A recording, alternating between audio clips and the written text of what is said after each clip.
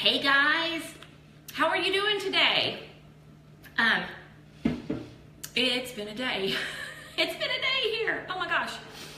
We have been busy this week. We have swim lessons this week. We always end our school year with swim lessons, and it's kind of become a tradition. We've done it for 4 years now, and it just makes it really busy at the end. So we did swim lessons and karate, and I got groceries, and we came home, and I yelled at everybody to get everything put away, and we did, and now it's like, hey Tina, hey Dawn. So we are here on a fabulous Thursday afternoon, almost the weekend, woohoo, to talk about scheduling. This is like our 4th video in this planning series for Plan Your Year. And so far we have talked about creating a vision and making goals for your kids. And last week we had a great discussion on course of study, like how to figure it out, what it is you even need to teach. So that was what we talked about last week. And this week we're talking about choosing a schedule, because what I really want to focus on this week, guys, before I introduce myself more thoroughly, what I really want to focus on this week, guys, is that, like, be the kid in the candy store. You have so many options available to you. Oh, move the flowers, and it's like sunnier on my face.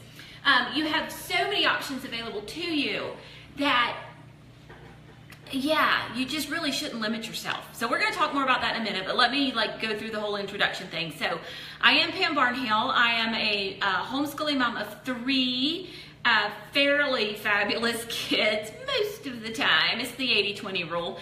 And they're pretty awesome. And I have 3 homeschooling podcasts. I have the Homeschool Snapshots podcast, which is interviews with homeschooling moms and dads sometimes, and teens sometimes. And so just a great glimpse inside the day of the life of the homeschooler next door is what we like to say. I also have the Your Morning Basket podcast, which is all about morning time. And guys, we ended the season of that podcast this week with Sheila Carroll from Living Books Curriculum. And Sheila is a master storyteller. And so she was on the podcast this week and talked to us about using storytelling in our homeschools and how it doesn't have to be scary. So it was good. I enjoyed it. Like it was, when I say it was good, I don't mean, oh, I'm awesome. It means like I really enjoyed the conversation. So it was really good. Go listen to it. Thank you, Lynette, very much. And then we have the Homeschool Solution Show, which is a little audio blog where bloggers read their post. And you can wash dishes or walk the dog or go for a walk or something like that while you're listening to a blog post. So it's really awesome. They're typically between 5 to 15 minutes long.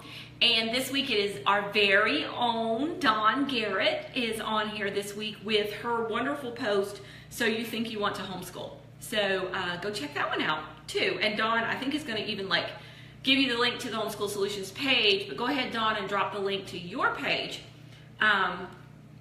So it's already up on Dawn's page. You can go ahead and listen. So there you go.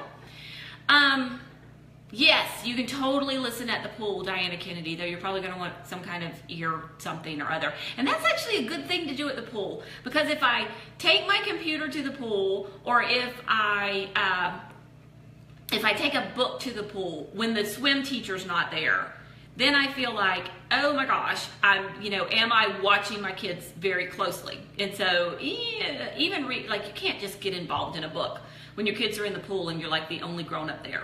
So yeah, podcasts are perfect for the pool because you can listen, but then you can keep your eyes on what the kids are doing. So podcasts for the pool for the win. So there you go.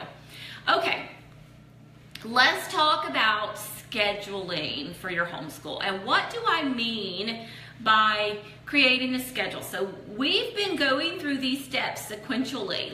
If you're going to sit down and plan your homeschool year, and this is how Plan Your Year lays it all out for you. First, you need to create your vision. You need to know what your overall educational vision is. What are you striving for? What kind of humans are you trying to help create here? Because, if your homeschool vision is all about this unschooly delight directed learning and you really want to give them the freedom to do that and those kinds of things, then it's going to shape how you plan your year.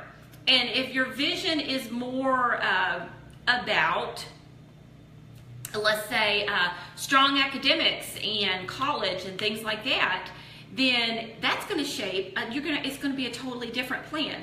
So this is why vision's important, and then setting goals for each child so you know kind of where you're going this year and what you're doing. And the third step was your course of study. What are you even going to study this school year? And see how your vision and your goals inform that. So that's a very important step. And then finally today we're starting to kind of get into the nuts and bolts of choosing a schedule. What kind of schedule are you going to follow? And the number one thing I want you to take away from this today is you can do just about whatever you want to do. Okay? So you can do just about whatever you want to do with your schedule.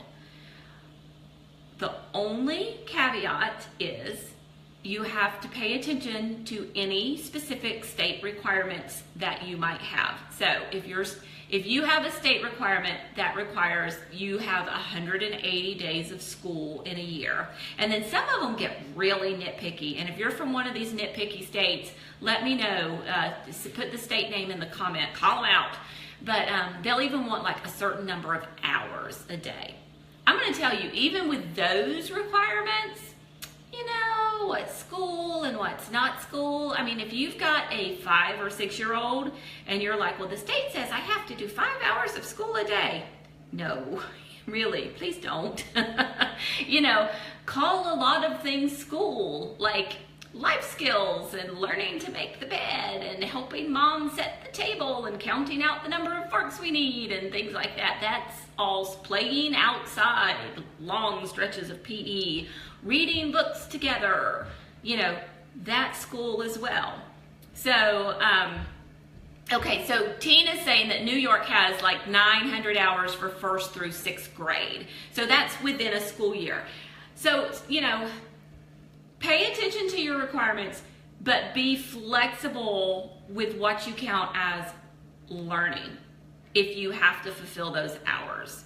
Because if Dawn's saying soccer practice, if your kids are going off and practicing soccer every day, you know, there's PE right there. They practice for an hour. That's an hour of school today. And so, you know, don't feel like that you have to sit at a desk for all 900 of those hours in a school year. Yes, you count everything if you have that kind of requirement. So that's the first thing. Secondly, really, really, really think outside the box. And let me give you some examples. Dawn, for example, we're going to use her first. She actually homeschools. She starts her school year in January, and she ends her school year in November. And it's like mid-November, right, Dawn? So they finish up right before Thanksgiving, maybe a week or so before Thanksgiving, and then they don't start back until the 2nd week of January. And that's the start of, that's like our September. That's the start of her, actually for us it's July, but that's the start of her new school year. And she says it's really great because then when you hit February, everything's bright and shiny and new and wonderful, and you're not going to get as drugged down in February as those of us do who like starts earlier in the year or start earlier in the year. So consider that, and it just works well for their family. It works well. It's something her husband appreciates, and so it's something they could do. Now we have a co-op, and so we can't do that because our co-op begins their school year in the traditional manner in August. So that really wouldn't work for us. But if you have that kind of freedom, that's something you could do. And Dawn's longest break of the school year comes at Christmas time. So another thing to look at is year-round schooling. And so, and you're probably sitting there going, why in the world would I want to do this? And honestly, we kind of do a version of year-round schooling because we are starting back this year, July 6th. And, you know, people want to know why. And this may not work when my kids get to be high school age, And, they have a lot of friends who are off.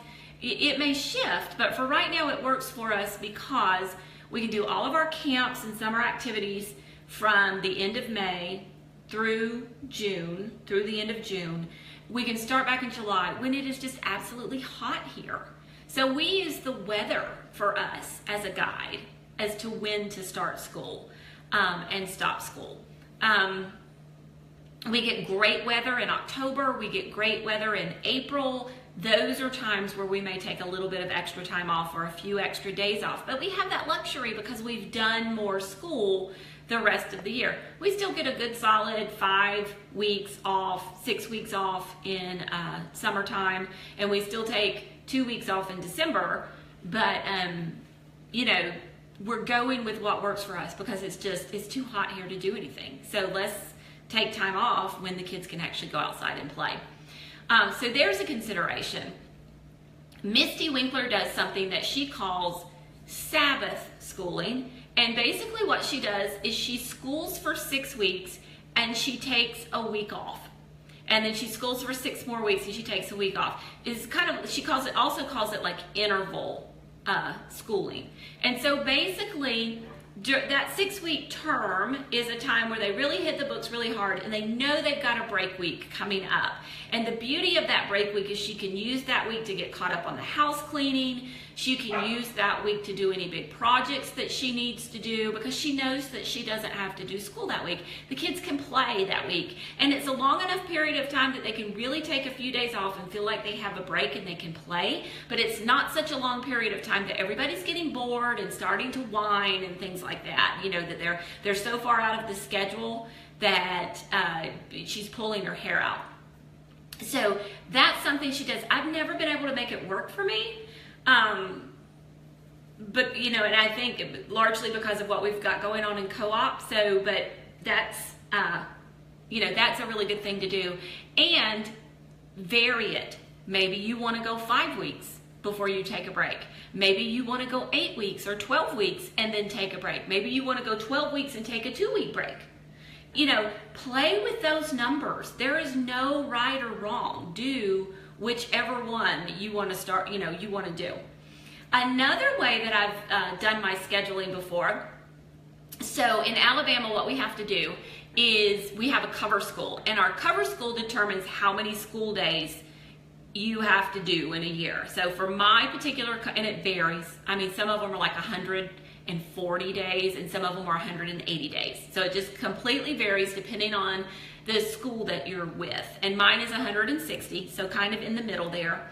And I divide that. So if we're going to start school in July and we're going to go through May, that's basically 11 months of school a year, 10 and a half, because of Christmas. But so I take that 160 and divide it by 10 and a half or 11, and I come up with like 15 days a month.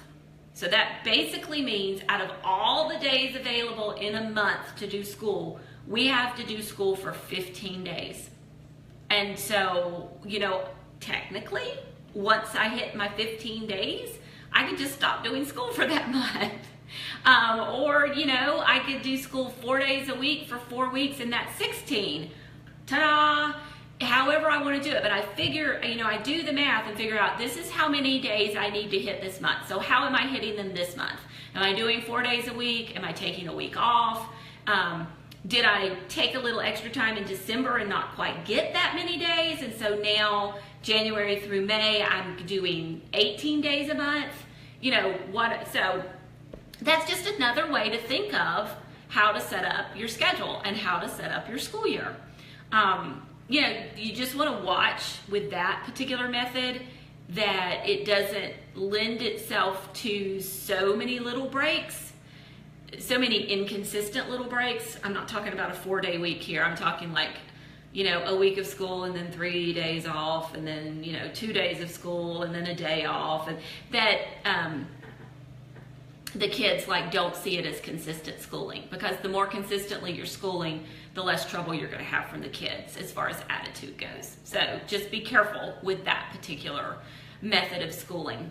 Okay, then we can get into things like, well, how do you schedule your subjects? So you could do loop scheduling, which is where you have a list of subjects that you do, and every day, now I do not recommend this for math or other skill-based subjects where you need consistent work and practice on skills. And Dawn's going to drop a link to a webinar for you for loop scheduling, because it's a little hard to explain in a very short period of time, and I don't want to take a long time. But for loop scheduling, basically you make a list of all of those subjects that you want to do: history, science, nature study, picture study, art, all of the content, history, the content area subjects, and you work your way down the list. And so every day you sit down to do school and you say, we've got a couple of hours that we're going to work on this. We're going to work our way down this loop and hit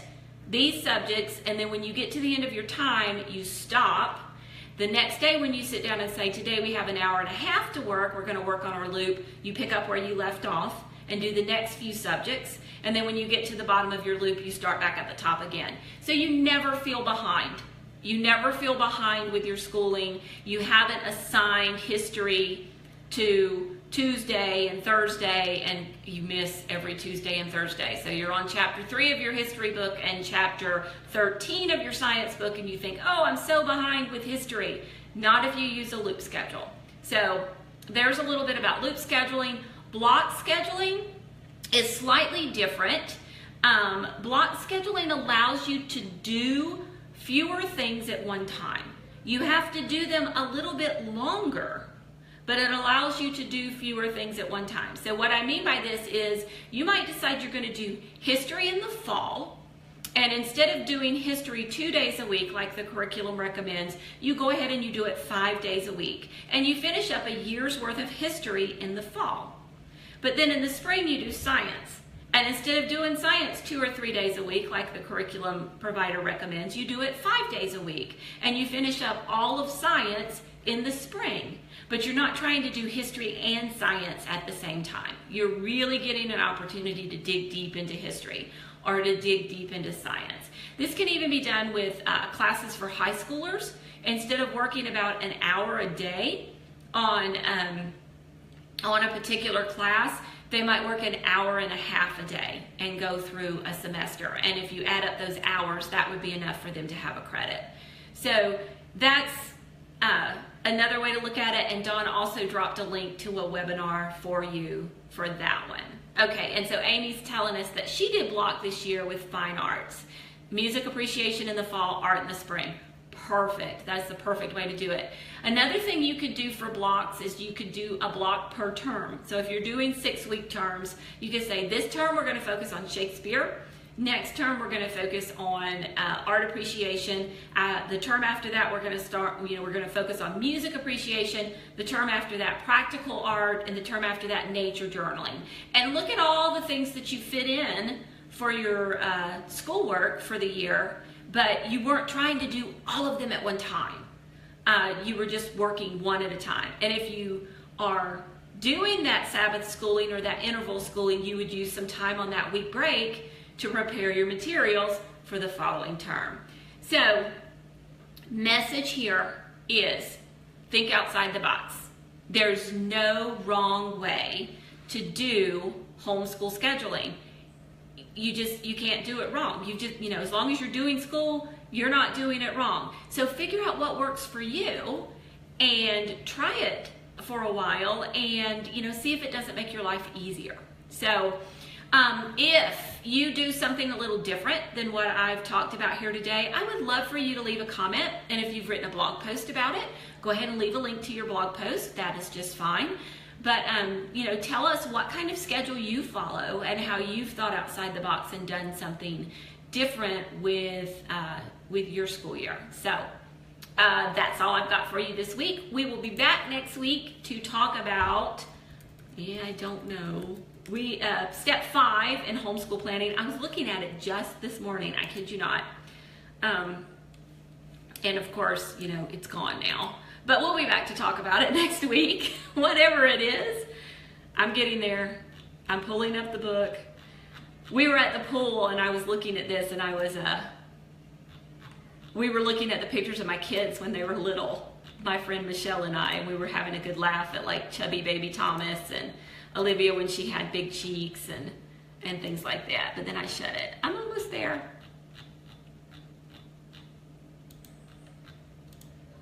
Plan a week. So we're going to talk about how to plan your week next year, and give you some tips on that. So, oh, thank you, Dawn. Yes, summer planning pages. We actually have a free set of summer planning pages that we put together for you guys every single year, and it has things like calendars, a binder cover, an I'm bored list, new chore charts for the summer, things like that. Oh, and speaking of chore charts, Misty Winkler, Dawn, has a chore challenge starting May 22nd. Could you find that link and drop it down there? So go over and get your free summer planning pages from me, and then go to Misty Winkler's at the link that Dawn's going to drop for you and sign up for the chore challenge, and she's going to show you how to build a chore system to put on that chore planning page that I gave you.